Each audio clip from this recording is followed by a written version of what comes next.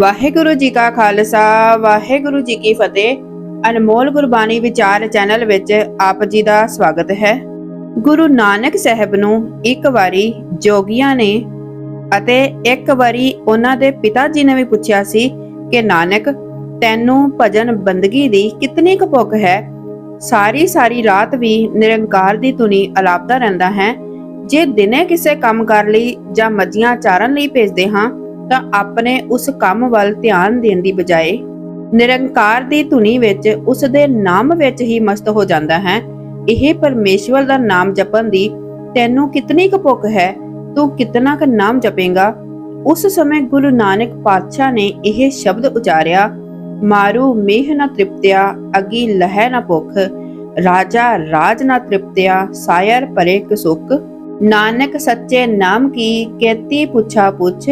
ਸਤਿਗੁਰੂ ਕਹਿੰਦੇ ਹਨ, ਜਿਵੇਂ ਮਾਰੂਥਲ ਅਰਥਾਤ ਰੇਤ ਦੇ ਟਿੱਬੇ ਜਿਤਨਾ ਮੀਂਹ ਪੈ ਜਾਵੇ ਤ੍ਰਿਪਤ ਨਹੀਂ ਹੁੰਦੇ, ਅੱਗ ਵਿੱਚ ਜਿੰਨਾ ਮਰਜ਼ੀ ਬਾਲਣ ਪਾ ਦਿਓ ਅੱਗ ਦੀ ਭੁੱਖ ਨਹੀਂ ਮਿਟਦੀ, ਇਵੇਂ ਰਾਜਾ ਆਪਣੇ ਰਾਜ ਤੋਂ ਕਦੇ ਤ੍ਰਿਪਤ ਨਹੀਂ ਹੁੰਦਾ, ਉਸ ਦੀ ਹੋਰ ਰਾਜ ਭਾਗ ਵਧਾਉਣ ਦੀ ਇੱਛਾ ਵੱਧਦੀ ਰਹਿੰਦੀ ਹੈ।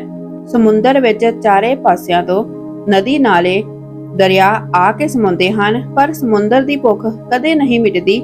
ਉਹ ਕਦੇ ਨਹੀਂ ਕਹਿੰਦਾ ਕਿ ਮੈਨੂੰ ਹੋਰ ਪਾਣੀ ਨਹੀਂ ਚਾਹੀਦਾ। ਜਿਸ ਤਰ੍ਹਾਂ ਇਹਨਾਂ ਸਾਰਿਆਂ ਦੀ ਭੁੱਖ ਨਹੀਂ ਮਿਟਦੀ, ਮੇਰੀ ਵੀ ਨਾਮ ਜਪਣ ਦੀ ਭੁੱਖ ਨਹੀਂ ਮਿਟਦੀ। ਜਿਸ ਤਰ੍ਹਾਂ ਇਹ ਨਹੀਂ ਰੱਜਦੇ, ਮੈਂ ਵੀ ਨਹੀਂ ਰੱਜਦਾ। ਮੈਂ ਵੀ ਜਿਉਂ-ਜਿਉਂ ਨਾਮ ਜਪਦਾ ਹਾਂ, ਤਿਵੇਂ-ਤਿਵੇਂ ਮੇਰੇ ਨਾਮ ਜਪਣ ਦੀ ਭੁੱਖ ਹੋਰ ਵੱਧਦੀ ਜਾਂਦੀ ਹੈ, ਕਿਉਂਕਿ ਰਸ ਵੱਧਦਾ ਜਾਂਦਾ ਹੈ, ਸਵਾਦ ਵੱਧਦਾ ਜਾਂਦਾ ਹੈ।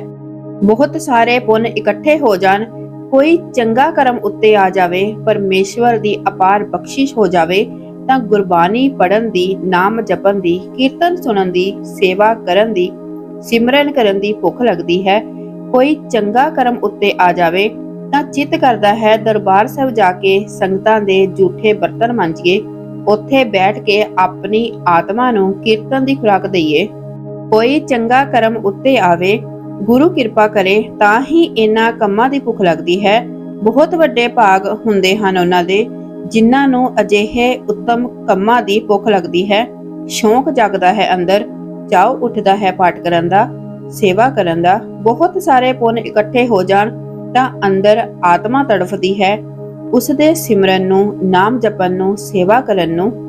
ਆਪਣੇ ਅੰਦਰ ਵੀ ਝਾਤੀ ਮਾਰਨੀ ਚਾਹੀਦੀ ਹੈ, ਸਾਡੇ ਅੰਦਰ ਕਦੀ ਐਸੀ ਤੜਫ ਉੱਠੀ ਹੈ ਕਿ ਨਹੀਂ, ਸਾਨੂੰ ਭੁੱਖ ਲੱਗਣੀ ਸ਼ੁਰੂ ਹੋਈ ਹੈ ਕਿ ਨਹੀਂ। ਸਾਨੂੰ 6-7 ਵਜੇ ਸਵੇਰੇ ਉੱਠਣਾ ਵੀ ਔਖਾ ਲੱਗਦਾ ਹੈ, ਪਰ ਜਿਨ੍ਹਾਂ ਨੂੰ ਭੁੱਖ ਲੱਗਣੀ ਸ਼ੁਰੂ ਹੋ ਜਾਂਦੀ ਹੈ ਉਹ ਬਾਰ-ਬਾਰ ਉੱਠ ਕੇ ਘੜੀ ਵੇਖਦੇ ਹਨ, ਅੰਮ੍ਰਿਤ ਵੇਲਾ ਕਦੋਂ ਹੋਵੇਗਾ। ਸਾਨੂੰ ਅੱਧਾ ਘੰਟਾ ਵੀ ਬਾਣੀ ਪੜ੍ਹਨੀ, ਕੀਰਤਨ ਸੁਣਨਾ ਔਖਾ ਲੱਗਦਾ ਹੈ, ਪਰ ਜਿਨ੍ਹਾਂ ਨੂੰ ਭੁੱਖ ਲੱਗਣੀ ਸ਼ੁਰੂ ਹੋ ਜਾਵੇ ਉਹਨਾਂ ਨੂੰ ਰੱਜ ਹੀ ਨਹੀਂ ਆਉਂਦਾ। ਸਰੀਰਕ ਭੁੱਖ ਪਿਆਸ ਦੀ ਵੀ ਕੋਈ ਪਰਵਾਹ ਨਹੀਂ ਰਹਿੰਦੀ। ਜੇ ਕੋਈ ਅੰਮ੍ਰਿਤ ਵੇਲੇ 3-4 ਵਜੇ ਉੱਠਦਾ ਹੈ, 7-8 ਵਜੇ ਨਾਸ਼ਤਾ ਕਰਦਾ ਹੈ, ਜੇ ਉਸ ਦੇ ਅੰਦਰ ਐਸੀ ਖਿੱਚ ਹੈ ਕਿ ਮੈਂ ਇੱਕ ਪਲ ਵੀ ਅਜਾਈ ਨਹੀਂ ਗਵਾਉਣਾ, ਬਾਣੀ ਪੜਨ ਵਿੱਚ, ਸਿਮਰਨ ਵਿੱਚ ਜੁੜ ਕੇ ਬਿਤਾਉਣਾ ਹੈ, ਗੁਰਦੁਆਰੇ ਜਾਂਦਾ ਹੈ, ਰਸਤੇ ਵਿੱਚ ਵੀ ਸਿਮਰਨ ਦੀ ਲੜੀ ਨਹੀਂ ਟੁੱਟਣ ਦਿੰਦਾ, ਜੇ ਦਰਬਾਰ ਸਾਹਿਬ ਜਾਂਦਾ ਹੈ, ਉੱਥੇ ਪਰਿਕਰਮਾ ਵਿੱਚ ਚੱਲਦੇ ਸਮੇਂ ਵੀ ਸਿਮਰਨ ਹੀ ਕਰਦਾ ਹੈ, ਤਾਂ ਸਮਝ ਲੈਣਾ ਗੁਰੂ ਨੇ ਕਿਰਪਾ ਕਰਕੇ ਭੁੱਖ ਲੱਗਣ ਦੀ ਦਾਤ ਉਸ ਦੀ ਝੋਲੀ ਵਿੱਚ ਪਾਈ ਹੈ। ਅਤੇ ਇਸ ਦੇ ਉਲਟ ਜਿਸ ਨੂੰ ਭੁੱਖ ਲੱਗਣ ਦੀ ਦਾਤ ਹੀ ਨਹੀਂ ਮਿਲੀ, ਗੁਰਦੁਆਰੇ ਜਾਏਗਾ, ਰਸਤੇ ਵਿੱਚ ਦੁਨਿਆਵੀ ਗੱਲਾਂ ਕਰੇਗਾ, ਉੱਥੇ ਪਹੁੰਚ ਕੇ ਵੀ ਗੱਲਾਂ ਵਿੱਚ ਹੀ ਧਿਆਨ ਦੇਵੇਗਾ। ਸਾਡੀ ਅੱਜ ਦੀ ਸਾਖੀ ਤੋਂ ਵੀ ਇਹੀ ਸੇਧ ਮਿਲਦੀ ਹੈ। ਜਿਸ ਨੂੰ ਅੰਦਰੋਂ ਚਾਅ ਚੜ੍ਹਦਾ ਹੈ ਸੇਵਾ ਦਾ, ਸਿਮਰਨ ਦਾ, ਉਹ ਤਰਲਾ ਪਾਉਂਦੇ ਹਨ, ਅਰਦਾਸ ਕਰਦੇ ਹਨ ਕਿ ਕਿਸੇ ਵੀ ਤਰ੍ਹਾਂ ਪਰਮਾਤਮਾ ਦੀ ਭਗਤੀ ਮਿਲੇ, ਕਿਤੇ ਜੀਵਨ ਐਵੇਂ ਹੀ ਖਤਮ ਨਾ ਹੋ ਜਾਵੇ। ਇੱਕ ਐਸੇ ਹੀ ਸ਼ਾਹੂਕਾਰ ਦੀ ਬੜੀ ਹੀ ਪਿਆਰੀ ਸਾਖੀ ਸ਼ੁਰੂ ਕਰਨ ਤੋਂ ਪਹਿਲੇ ਆਪ ਜੀ ਅੱਗੇ ਬੇਨਤੀ ਹੈ, ਅਗਰ ਵੀਡੀਓ ਚੰਗੀ ਲੱਗੇ ਤਾਂ ਇਸ ਨੂੰ ਲਾਈਕ ਅਤੇ ਸ਼ੇਅਰ ਜ਼ਰੂਰ ਕਰਨਾ। ਜੋ ਚੈਨਲ ਤੇ ਨਵੇਂ ਹਨ ਸਬਸਕ੍ਰਾਈਬ ਵੀ ਕਰ ਲੈਣਾ ਅਤੇ ਬੈਲ ਆਈਕਨ ਵੀ ਦਬਾ ਲੈਣਾ। ਆਪਣੇ ਵਿਚਾਰ ਕਮੈਂਟ ਵਿੱਚ ਜ਼ਰੂਰ ਸ਼ੇਅਰ ਕਰਨਾ ਅਤੇ ਕਮੈਂਟ ਵਿੱਚ ਵਾਹਿਗੁਰੂ ਜੀ ਜ਼ਰੂਰ ਲਿਖਣਾ। ਵਾਹਿਗੁਰੂ ਜੀ ਕਾ ਖਾਲਸਾ ਵਾਹਿਗੁਰੂ ਜੀ ਕੀ ਫਤਿਹ। ਇੱਕ ਗੁਰਮੁਖ ਪਿਆਰਾ ਇੱਕ ਮਹਾਪੁਰਸ਼ ਨੂੰ ਹਰ ਹਫ਼ਤੇ ਫੋਨ ਕਰਦਾ ਹੈ। ਮਹਾਪੁਰਸ਼ ਵੀ ਬੜਾ ਹੈਰਾਨ ਹੋ ਜਾਂਦੇ ਹਨ ਉਸ ਦੀ ਮੰਗ ਸੁਣ ਕੇ, ਉਸ ਦੀ ਤੜਫ ਸੁਣ ਕੇ। ਕਿਉਂਕਿ ਉਹ ਜਦੋਂ ਵੀ ਗੱਲ ਕਰਦਾ ਹੈ ਕੋਈ ਦੁੱਖ ਸੁੱਖ ਨਹੀਂ ਫਰੋਲਦਾ, ਬਸ ਇੱਕੋ ਹੀ ਗੱਲ ਕਰਦਾ ਹੈ, ਮੇਰੀ ਗੁਰੂ ਰਾਮਦਾਸ ਜੀ ਦੇ ਚਰਨਾਂ ਵਿੱਚ ਅਰਦਾਸ ਕਰ ਦਿਓ ਕਿ ਮੇਰੀ ਝੋਲੀ ਵਿੱਚ ਗੁਰੂ ਦੇ ਪ੍ਰੇਮ ਦੀ ਦਾਤ ਪੈ ਜਾਵੇ। ਮਹਾਪੁਰਸ਼ਾਂ ਨੇ ਇੱਕ ਵਾਰ ਉਸ ਨੂੰ ਪੁੱਛਿਆ ਕਿ ਤੇਰੇ ਪ੍ਰੇਮ ਤੋਂ ਤੇਰਾ ਕੀ ਭਾਵ ਹੈ, ਤੂੰ ਕਿਸ ਤਰ੍ਹਾਂ ਦਾ ਪ੍ਰੇਮ ਚਾਹੁੰਦਾ ਹੈ।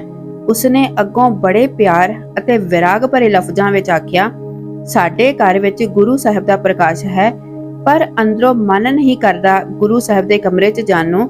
ਜੇ ਜਾਂਦਾ ਵੀ ਹਾਂ ਤਾਂ ਬਸ ਬੱਦਾ ਚੱਟੀ ਨਾਲ ਕਮਰੇ ਵਿੱਚ ਜਾਂਦਾ ਹਾਂ। ਅਣਮਨੇ ਜਿਹੇ ਮਨ ਨਾਲ ਇੱਕ ਪਾਠ ਜਪਜੀ ਸਾਹਿਬ ਦਾ ਕੀਤਾ ਅਤੇ ਬਾਹਰ ਆ ਗਏ। ਮਨ ਵਿੱਚ ਕੋਈ ਗੁਰੂ ਸਾਹਿਬ ਪ੍ਰਤੀ ਪਿਆਰ ਸਤਿਕਾਰ ਵਾਲੀ ਸ਼ਰਧਾ ਵਾਲੀ ਗੱਲ ਹੀ ਨਹੀਂ ਆਉਂਦੀ। ਜਦੋਂ ਕੈਸਟਾਂ ਰਾਹੀਂ ਕਿਤਾਬਾਂ ਰਾਹੀਂ ਗੁਰੂ ਪ੍ਰਤੀ ਪ੍ਰੇਮ ਭਾਵਨਾ ਦੀਆਂ ਗੁਰਬਾਣੀ ਪੜਨ ਰਸ ਆਉਣ ਦੀਆਂ ਵਿਚਾਰਾਂ ਪੜਦਾ ਜਾਂ ਸੁਣਦਾ ਹਾਂ ਤਾਂ ਮੇਰੇ ਮਨ ਵਿੱਚ ਬਹੁਤ ਵੈਰਾਗ ਹੁੰਦਾ ਹੈ। ਸੋਚਦਾ ਹਾਂ ਕਿ ਕਦੀ ਮੇਰੇ ਅੰਦਰ ਵੀ ਚਾਉ ਪੈਦਾ ਹੋਵੇਗਾ, ਕਿ ਕਦੀ ਮੇਰੇ ਅੰਦਰ ਵੀ ਸੇਵਾ ਸਿਮਰਨ ਦੀ ਗੁਰਬਾਣੀ ਪੜਨ ਦੀ ਭੁੱਖ ਲੱਗੇਗੀ, ਕਿ ਕਦੀ ਮੈਨੂੰ ਵੀ ਨਾਮ ਦਾ ਰਸ ਪ੍ਰਾਪਤ ਹੋਵੇਗਾ। ਕਿਧਰੇ ਐਸਾ ਨਾ ਹੋਵੇ ਕਿ ਮੈਂ ਇਸ ਭੁੱਖ ਤੋਂ ਵਾਂਝਾ ਹੀ ਰਹਿ ਜਾਵਾਂ, ਇਸ ਅਨਮੋਲ ਰਸ ਨੂੰ ਚੱਖਣ ਤੋਂ ਬਗੈਰ ਹੀ ਸਰੀਰ ਤਿਆਗ ਜਾਵਾਂ। ਜ਼ਿੰਦਗੀ ਦਾ ਕੀ ਭਰੋਸਾ ਹੈ। ਇਸ ਸਾਖੀ ਤੋਂ ਆਪਣੇ ਲਈ ਵੀ ਸੇਧ ਲੈਣੀ ਹੈ। ਮੰਗਾ ਤਾਂ ਅਸੀਂ ਵੀ ਮੰਗਦੇ ਹਾਂ, ਲੋਚਾਂ ਤਾਂ ਸਾਡੀਆਂ ਵੀ ਹਨ, ਮਨ ਵਿੱਚ ਤੜਫ ਸਾਡੇ ਵੀ ਹੈ, ਪਰ ਉਸ ਦੇ ਨਾਮ ਦੀ ਨਹੀਂ, ਸੇਵਾ ਦੀ ਨਹੀਂ, ਬਲਕਿ ਸਾਡੀਆਂ ਲੋਚਾਂ ਦੁਨਿਆਵੀ ਹਨ। ਜਿਸ ਦਾ ਮਕਾਨ ਸ਼ਹਿਰ ਵਿੱਚ ਹੈ ਉਸ ਦੀ ਤੜਫ ਹੈ ਕਿ ਮੈਨੂੰ ਕੋਠੀ ਮਿਲ ਜਾਵੇ, ਜਿਸ ਕੋਲ ਕੋਠੀ ਹੈ ਉਸ ਦੀ ਤੜਫ ਹੈ ਕਿ ਮੇਰੇ ਭਰਾ ਦੀ ਕੋਠੀ ਮੇਰੀ ਕੋਠੀ ਨਾਲੋਂ ਵੱਡੀ ਹੈ, ਮੈਨੂੰ ਵੀ ਵੱਡੀ ਕੋਠੀ ਮਿਲ ਜਾਵੇ। ਜਿਸ ਕੋਲ ਸਕੂਟਰ ਹੈ ਉਸ ਦੀ ਇੱਛਾ ਹੈ ਕਾਰ ਮਿਲ ਜਾਵੇ, ਜਿਸ ਕੋਲ ਇੱਕ ਕਾਰ ਹੈ ਉਹ ਵੀ ਸੰਤੁਸ਼ਟ ਨਹੀਂ ਹੈ, ਕਹਿੰਦਾ ਹੈ ਦੋ ਮਿਲ ਜਾਣ। ਭਾਵ ਪਦਾਰਥਾਂ ਦੀ ਭੁੱਖ ਮਾਇਆ ਦੀ ਭੁੱਖ ਹੈ। ਚਾਹੇ ਜਿਤਨੇ ਮਰਜ਼ੀ ਪਦਾਰਥ ਹਨ ਮਾਇਆ ਹੈ, ਪਰ ਹੋਰ ਵੱਧ ਮਿਲੇ ਇਹ ਭੁੱਖ ਹੈ। ਇਹਨਾਂ ਦੇ ਮਿਲਣ ਤੇ ਵੀ ਇਹ ਭੁੱਖ ਮਿਟਦੀ ਨਹੀਂ, ਬਲਕਿ ਹੋਰ ਵੱਧਦੀ ਜਾਂਦੀ ਹੈ। ਅਸੀਂ ਇਸ ਦੁਨਿਆਵੀ ਪਦਾਰਥਾਂ ਵਿੱਚ ਹੀ ਖਚਤ ਹੋਏ ਫਿਰਦੇ ਹਾਂ। ਇਹਨਾਂ ਦੁਨਿਆਵੀ ਸੁੱਖਾਂ ਵਿੱਚੋਂ ਹੀ ਸੁੱਖ ਲੱਭਦੇ ਹਾਂ, ਖੁਸ਼ੀ ਲੱਭਦੇ ਹਾਂ। ਆਪਣੇ ਲਈ, ਆਪਣੇ ਪਰਿਵਾਰ ਲਈ ਬਹੁਤ ਸਾਰੇ ਪਦਾਰਥ, ਮਾਇਆ, ਸੁਖ ਆਰਾਮ ਅਤੇ ਐਸ਼ੋ ਇਸ਼ਰਤ ਦੇ ਸਾਧਨ ਇਕੱਠੇ ਕਰਨ ਦੀ ਕੋਸ਼ਿਸ਼ ਕਰਦੇ ਹਾਂ ਤਾਂ ਕਿ ਅਸੀਂ ਅਤੇ ਸਾਡਾ ਪਰਿਵਾਰ ਸੁਖ ਅਤੇ ਸ਼ਾਂਤੀ ਦਾ ਜੀਵਨ ਬਿਤਾ ਸਕੇ। ਸੋਨੇ ਅਤੇ ਕੀਮਤੀ ਬਸਤਰ, ਗਹਿਣੇ, ਆਲੀਸ਼ਾਨ ਮਕਾਨ, ਕੋਠੀਆਂ, ਕੀਮਤੀ ਅਤੇ ਆਲੀਸ਼ਾਨ ਫਰਨੀਚਰ ਅਤੇ ਹੋਰ ਸਾਜੋ ਸਮਾਨ ਵਿੱਚੋਂ ਸੁਖ ਲੱਭਦੇ ਫਿਰਦੇ ਹਾਂ। ਤਰ੍ਹਾਂ ਤਰ੍ਹਾਂ ਦੇ ਸਵਾਦਲੇ ਪਦਾਰਥਾਂ ਵਿੱਚੋਂ, ਕਾਮ ਵਿੱਚੋਂ, ਪਰਿਵਾਰ ਦੇ ਮੋਹ ਵਿੱਚੋਂ ਰਸ ਲੱਭਦੇ ਫਿਰ ਰਹੇ ਹਾਂ, ਕਿਉਂਕਿ ਇਨਸਾਨ ਰਸਾਂ ਦਾ ਭੁੱਖਾ ਹੈ। ਰਸ ਹੀ ਇਸ ਦੀ ਜ਼ਿੰਦਗੀ ਦਾ ਆਧਾਰ ਹਨ। ਰਸਾਂ ਦੀ ਖੋਜ ਵਿੱਚ ਦਿਨ ਰਾਤ ਭੁੱਖਾ ਹੈ, ਪਰ ਇਸ ਦੀ ਭਟਕਣਾ ਮੁਕਦੀ ਹੀ ਨਹੀਂ, ਕਿਉਂਕਿ ਇਹ ਜਿੰਨਾ ਚੀਜ਼ਾਂ ਵਿੱਚੋਂ ਰਸ ਲੱਭਦਾ ਹੈ ਉਹ ਇੱਕ ਝਲਕਾਰੇ ਦੀ ਤਰ੍ਹਾਂ ਹਨ, ਝੂਠੇ ਹਨ। ਗੁਰਬਾਣੀ ਮੁਤਾਬਕ ਸਰਬ ਸ੍ਰੇਸ਼ਟ ਰਸ ਨਾਮ ਜਪਣ ਤੋਂ ਪ੍ਰਾਪਤ ਹੁੰਦਾ ਹੈ, ਗੁਰੂ ਦੀਆਂ ਸੰਗਤਾਂ ਦੀ ਸੇਵਾ ਤੋਂ ਪ੍ਰਾਪਤ ਹੁੰਦਾ ਹੈ। ਪਰ ਇਸ ਰਸ ਨੂੰ ਉਹੀ ਜਾਣਦਾ ਹੈ ਜੋ ਇਸ ਰਸ ਨੂੰ ਚੱਖਦਾ ਹੈ। ਆਓ ਅਸੀਂ ਵੀ ਅਰਦਾਸ ਕਰੀਏ, ਸਾਡੇ ਅੰਦਰ ਵੀ ਇਸ ਰਸ ਨੂੰ ਚੱਖਣ ਦੀ ਚਾਹ ਪੈਦਾ ਹੋ ਜਾਵੇ, ਗੁਰੂ ਦੀ ਸੇਵਾ ਦੀ ਚਾਹ ਪੈਦਾ ਹੋ ਜਾਵੇ, ਨਾਮ ਬਾਣੀ ਸਿਮਰਨ ਸੁਣਨ ਦੀ, ਕਰਨ ਦੀ ਚਾਹ ਪੈਦਾ ਹੋ ਜਾਵੇ। ਕਿਤੇ ਸਾਡਾ ਵੀ ਜੀਵਨ ਅਜਾਈ ਹੀ ਨਾ ਚਲਿਆ ਜਾਵੇ, ਸਾਡੇ ਅੰਦਰ ਵੀ ਇਹ ਭੁੱਖ ਲੱਗਣੀ ਸ਼ੁਰੂ ਹੋਵੇ ਅਤੇ ਅਸੀਂ ਵੀ ਨਾਮ ਦਾ ਰਸ ਚੱਖੀਏ ਅਤੇ ਆਪਣਾ ਜੀਵਨ ਸਫਲਾ ਕਰੀਏ। ਵਾਹਿਗੁਰੂ ਜੀ ਕਾ ਖਾਲਸਾ, ਵਾਹਿਗੁਰੂ ਜੀ ਕੀ ਫਤਿਹ।